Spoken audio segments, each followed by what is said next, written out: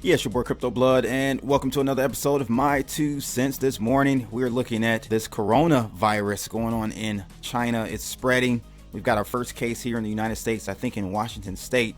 So we're going to take a look at how this is going to affect global markets, and in particular, how the U.S. stock markets are going to react to this. Is this an excuse for the plunge protection team to come in and prop up the markets even more, or will this be the catalyst for a downturn? The Federal Reserve looking to extend its repo market operations into hedge funds. This is how serious the situation is. But again, when you have things like possible pandemics spreading across the globe, oil dropping on this news simply because there's a possible, so when you have a pandemic, you have things like this occur, GDP growth tends to stall. And we don't need that right now. We need everything to line up. All the stars, all the moons need to line up perfectly to keep this thing going. So these are the topics of discussion for today's video. But before we start, if you guys find these types of videos informative, make sure you like, share, and subscribe, and click that bell to receive more videos like this. Dow Jones closed yesterday down 0.5% to 29,196 bucks. This is peanuts when it comes to this rally. Just look at this in the last 3 months. We look at this chart, a perfect, almost linear bottom left to top right corner chart for the Dow Jones. And it will only continue as the Fed continues to print money and move their operations into helping hedge funds here. Gold was also down today slightly. Gold is currently almost unch at 1556. It was a green day for gold yesterday. As you know, gold tends to like to rally on news of uncertainty across the globe. So we did see gold close a little higher on yesterday's trading session. And oil continues its slide from earlier this month. West Texas Intermediate oil down almost 1% currently to $57.86. You're going to continue to see oil slide if this coronavirus epidemic continues to spread and fears rise. So just watch out for that. At the time of recording, Bitcoin down almost 85 bucks to 8,645 bucks. With Bitcoin, it's its own monster. No real correlation to traditional markets currently, which could be a good thing. Let's see if we can get some negative correlation when things really hit the fan. That's my bet on this new asset class, but we'll have to see what happens. And out of Bloomberg, as I just mentioned, oil declines as virus concerns seen to offset supply disruptions. It looks like oil declines as demand concerns over a potential coronavirus epidemic would counter fears of supply disruptions in OPEC producers in Libya, Iran, and Iraq. While the effect of fundamentals is limited so far, demand could take a hit and price could fall by $2.90 a barrel if an outbreak plays out similar to the SARS outbreak in 2003. According to Goldman Sachs, ample stockpiles are also offsetting supply curves.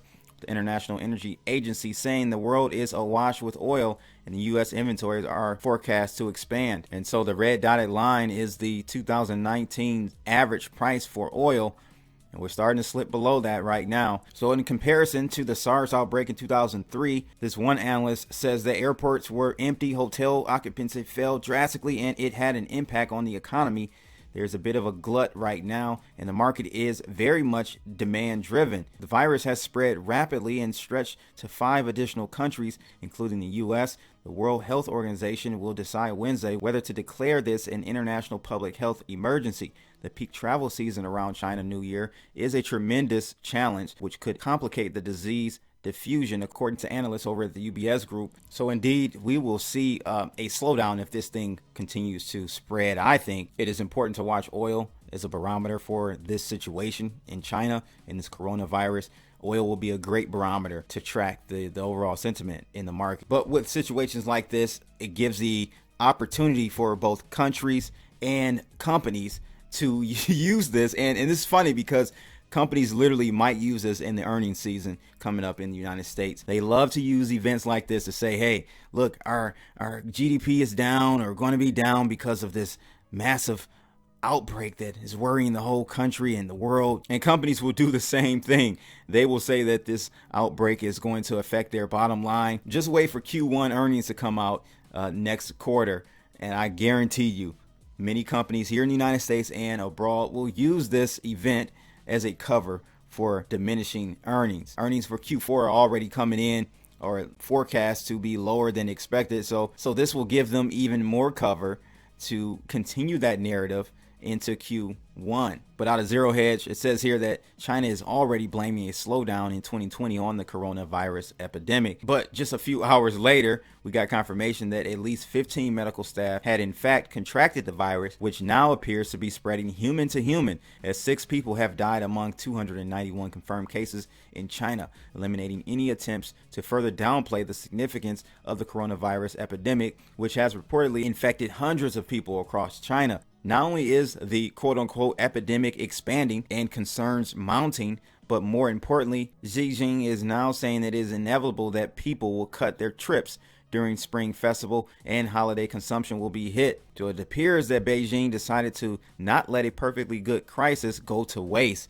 This is exactly what I was saying before. And just as a trade war was used as a 2019 scapegoat on which to blame the slowdown, an economy which is rapidly slowing down for vastly different reasons, it will now blame the coronavirus epidemic on the ongoing slowdown of the Chinese economy. And, this may be a little known fact, but China is really actually printing or expanding its balance sheet way more than we are in the United States. Even with this repo market, we're catching up to them, but they've been expanding their market, their balance sheet for over 10 years, and it's been going up in a linear fashion and hasn't stopped since. We've tried a number of times here in the States, but now we're starting to catch back up with them with this latest repo market operation that we started back in 2019. So China's credit impulse, as you guys can see, is continually dwindling. And if I could overlap this China credit impulse chart with the balance sheet increase, you will see a total inversion going from bottom left to upper right.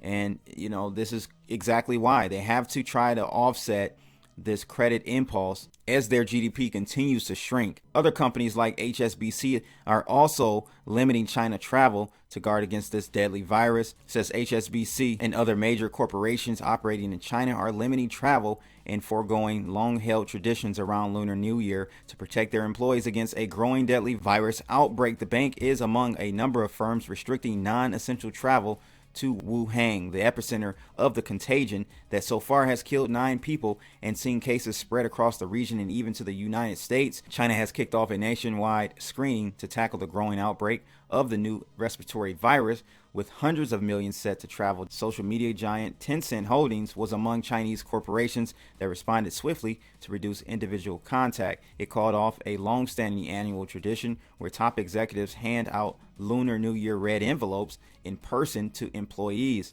The WeChat operator is suspending travel to Wuhan as well, along with brokerage CITIC Securities, according to people familiar with the matter. And in the next article, we will look at a map that shows the spread of this epidemic. But rumors are also spreading, saying that there have been confirmed cases stretching over 6 locations outside of mainland China, including the first diagnosis in the U.S. The rumor mill is starting to churn in Hong Kong, where large parts of the population are now wearing face masks and hand sanitizers are readily available at offices, apartment buildings, and hotels. The outbreak of the SARS virus in 2003 is still fresh in people's memory. And so here's a map of the spread of this coronavirus. As you can see, Wuhan, which is where it started, had 258 cases. We've got 6 deaths there reported, 1 case in South Korea. We've got 1 case in Japan, 2 cases in Taiwan, and 2 in Thailand as well. And as I stated at the beginning, it is spreading toward the United States, with 1 case now confirmed in Washington State,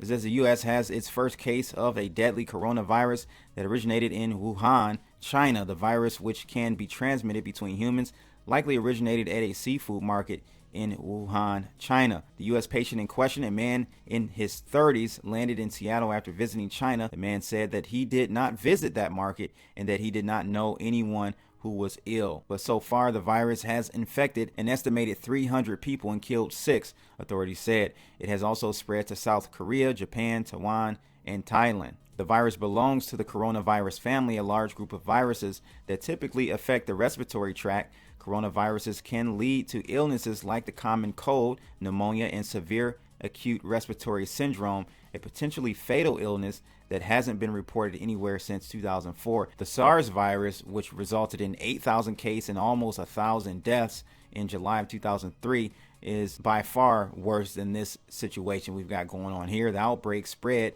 to dozens of countries in North America, South America, Europe, and Asia. So as of right now, it's not a big deal. The media is going to sensationalize this for views, but you've got 9 deaths. Every life is important. Don't get me wrong. I'm not downplaying that at all. However, 9 deaths out of billions of people is a situation where I wouldn't call this a direct threat to population. But you have to watch this stuff. It can mutate.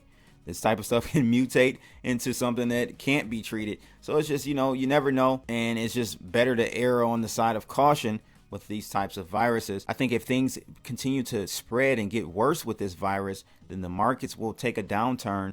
And that is a situation in a scenario where I don't think new money is going to fix anything. And this is what I mean by the Federal Reserve can only do so much. If things are typically running smoothly, money printing can definitely fix or hide the situation, but a one-off black swan type of event could trigger the next downturn and a panic in which money won't fix it.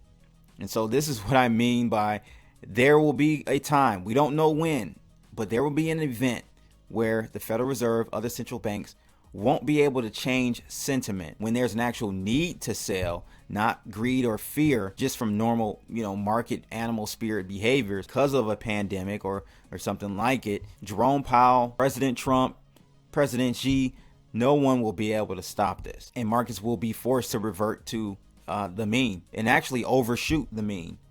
That's normally what happens. So we'll have to watch this closely. I personally don't think this is going to get any bigger, but you never know. It's very small now, so we'll just have to see what happens here in the next coming weeks. But that's my 2 cents on the subject. Let me know yours in the comments below. If you found this video informative, make sure you like, share, and subscribe, and click that bell to receive more videos like this. I'm out of here, people. Holla!